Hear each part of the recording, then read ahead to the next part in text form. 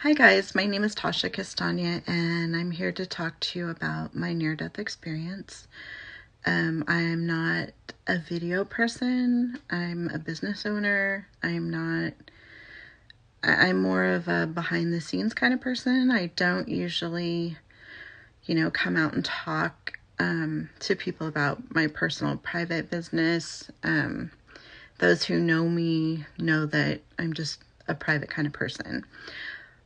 But I've been compelled by the higher ups, my spirit guides, and the higher ups, we'll say, to share my story and to bring awareness. In case anybody's going through the same thing, maybe I can reach out and help them, and that's what they want me to do, so that's what I'm doing. September 2022. Well, let me back up a little bit. Before that, I started having these spells, these dizzy spells and really bad headache spells, like almost like migraines, but probably migraines on steroids, I guess. I don't know what you would say, but it was intense. They were kind of debilitating where I couldn't really do anything once I got these headaches. So I went to my doctor and he thought they were migraines, prescribed me migraine medicine, Imitrex to be exact, and it didn't work. So after many years of trying different medications, I started having blackouts where I would lose chunks of time, forgetfulness. I had loss of balance.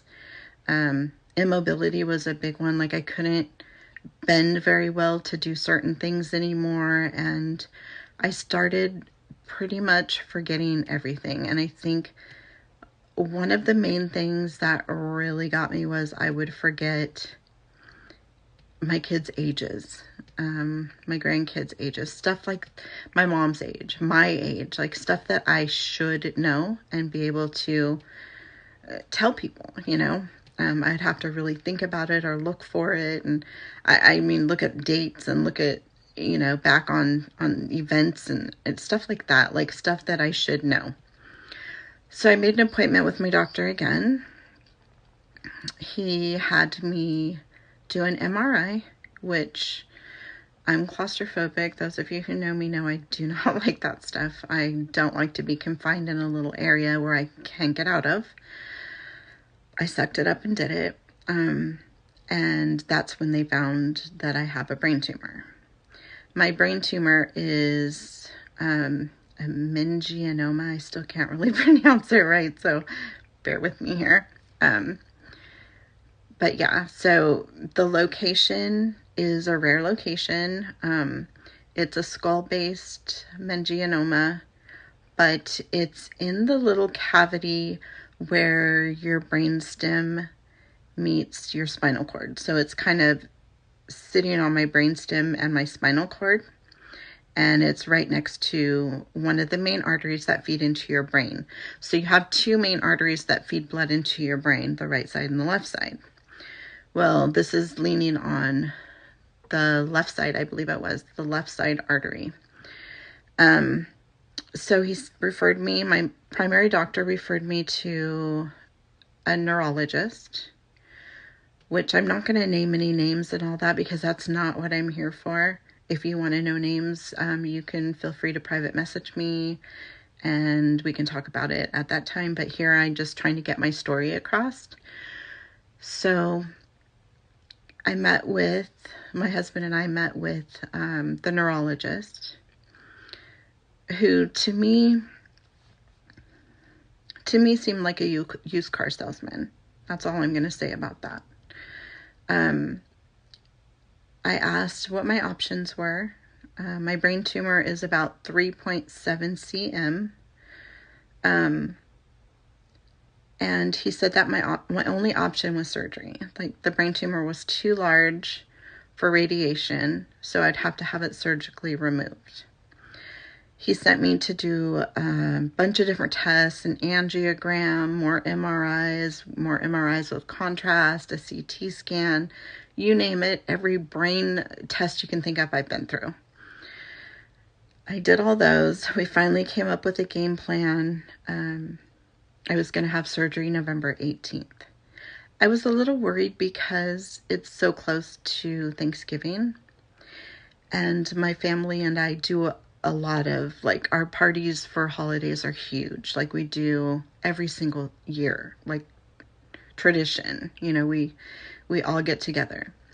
And I was worried that I wouldn't be okay enough after brain surgery. I mean, I don't know. I've never had brain surgery. I don't know what the recovery time is. You know, according to this doctor, within a week or so, I would be up and going. So I mean, I believed him. We scheduled the surgery for November 18th. Pretty much from the time I walked into the hospital that morning, everything went wrong. Everything imaginable that you could think of went wrong. Right up to the point where you sign the papers. They forgot to have me sign,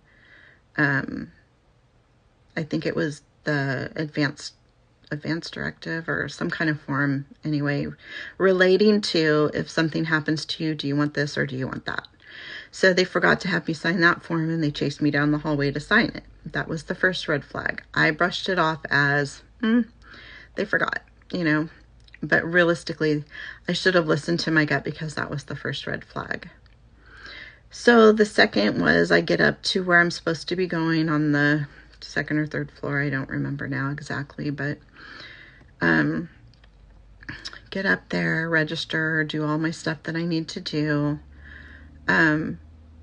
They wouldn't let my husband go back in the prep room with me. This isn't the OR. This is just like a hospital room. Like you would expect to be able to have a loved one in that room with you. But they wouldn't let him go in there, and I was kind of afraid to be by myself. Like, this was a huge thing for me, so I was really nervous. So anyways, we go in the room, or I go in the room. The nurse takes me in the room. My husband and my daughter wait in the waiting room. And I was in there for a while, like waiting, and I was ready to go. And, you know, the more I waited, the more in my head I was about it. And I should have listened to my instinct. I should have listened to myself, and I didn't. So this is a word to you listening to me today. If you have a gut feeling about something and something doesn't feel right, don't do it. Because that's your inner self, that's your higher self telling you this is not right, and you need to listen to yourself. So I didn't, unfortunately, and they wheeled me back into the operating room. I remember them being, they put me to sleep right away. They were like very on it in the operating room, I have to say that. So they put me to sleep right away. And I believe this was at like 1 o'clock. And my surgery was supposed to be at 12 o'clock, and they were running late. So 1 o'clock, they put me to sleep. All of a sudden, like right away, it feels like right away, I'm floating above my body. I'm watching them. I'm seeing what they're doing. It was weird for me to see, because I knew I'm here, how can I be there? It took me a minute to really fully understand, yeah, I'm watching me. I'm watching utter chaos in the operating room. I'm watching nurses calling on the phone for another doctor to come in. Meanwhile, I'm just there. And then all of a sudden, I'm in this dark room, this really dark space. But it was it was the most beautiful, serene, comfortable space, and the stars were out, and there was so many beautiful stars, not like the stars you see in the sky outside. Like, these stars were like energy. They were like energetic, like I was a part of them. It's really hard to explain for anyone who hasn't had a near-death experience, but the energy from these stars was me, like in me. I didn't have hands, I didn't have feet, it was just me. Like, I had all my awareness, like I knew that I was somewhere else at that point in time. And I remember feeling a really warm hug. Not like your arms are wrapped around somebody, but physically, because you have to remember at this point, you're pure energy. You're not in your physical form anymore. My grandmother appeared to me, and my grandma had passed away a long time, many, many, many years ago. My grandma appeared to me, and she was there, and it was like she had her arms wrapped around me, and we were talking to each other, but we weren't talking, like, it wasn't coming out, the words weren't coming out of our mouth. We were talking in our heads to each other. And she was telling me, it's not your time. You can't stay. You have to go back. It's not your time. You have to be strong. You have to fight.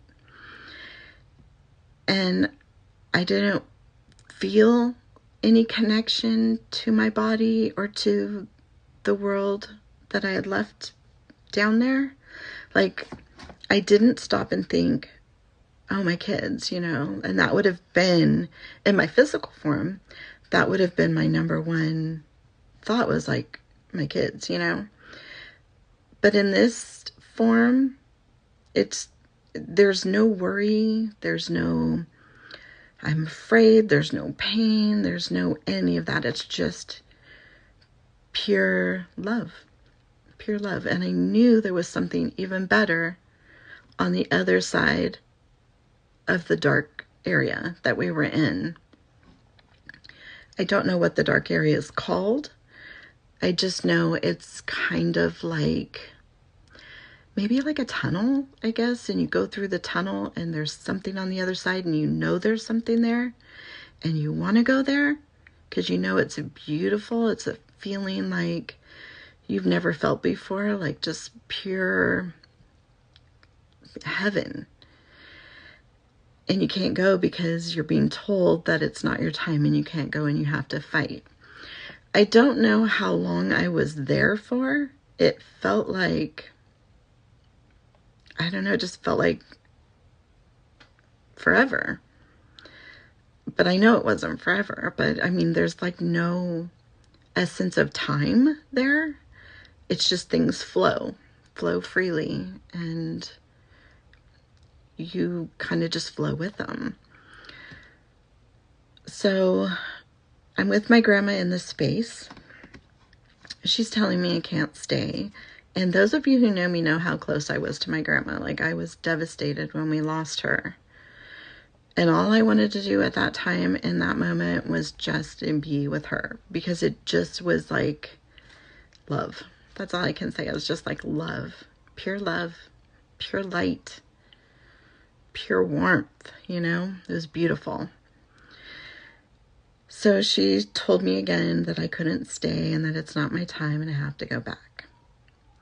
All of a sudden, I'm being sucked. Like, if you think of sucking a milkshake through a little tiny straw, that's what it felt like. Like, just sucked right back out of that area and slammed right back into my body.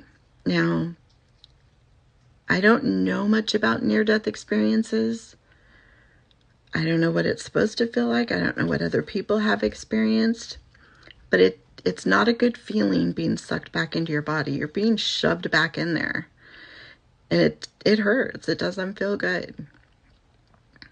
And I remember the exact moment that I was sucked back into my body.